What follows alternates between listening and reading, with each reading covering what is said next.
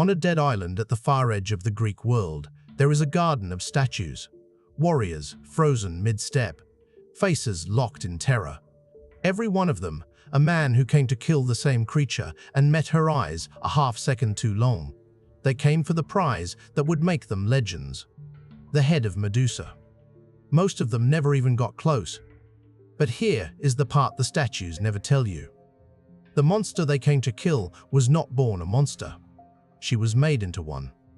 And the ones who made her were not the heroes of this story. They were the gods. Long before the snakes, before the stone, Medusa was a young woman. And she was beautiful in a way the old poets could barely find words for.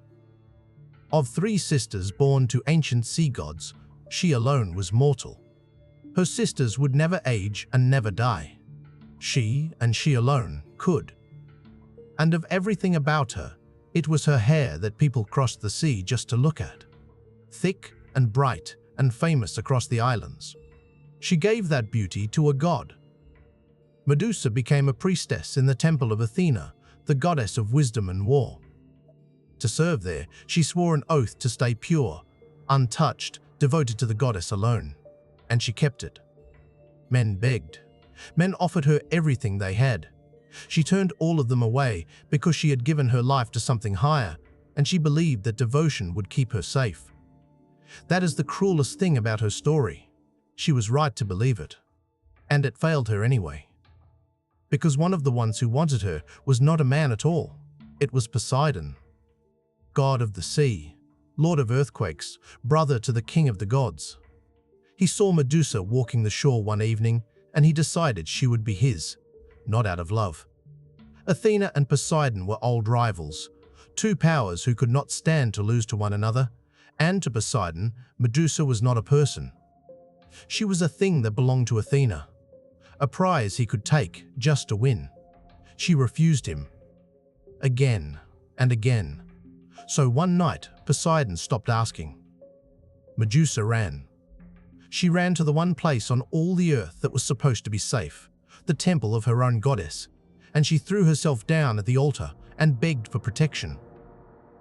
And there, on the cold floor of the temple of her own goddess, Poseidon took her by force.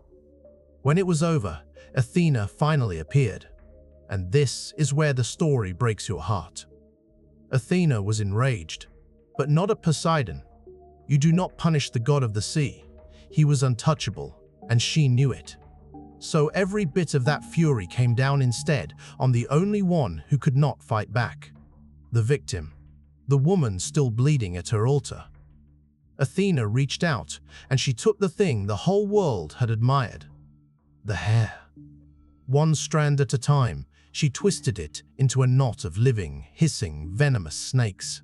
She made Medusa's face so terrible that nothing alive could bear to look at it. From that night on, anyone who met her gaze would feel their own body begin to harden. Their blood turned slowly to rock, until they were nothing but cold grey stone. A woman who had done nothing but survive was now a creature who killed with a glance, punished for a crime that was done to her. So Medusa fled to the end of the world, to a ruined island where nothing grew, and she lived alone in the dark with the sound of her own hair hissing around her head. And the heroes came. They always came. To them, she was not a tragedy. She was a trophy. A monster to be slain, a head to be carried home, proof that they were the greatest warriors of their age. One by one they sailed to her shore. One by one they found her.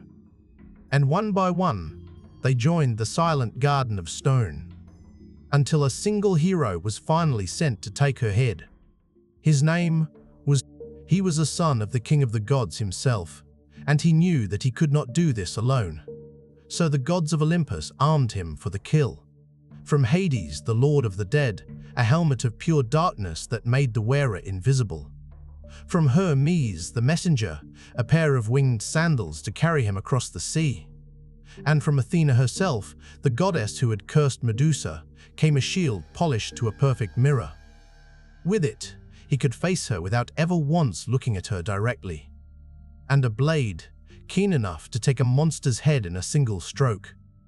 Invisible, and silent, Perseus crept into her lair while she slept.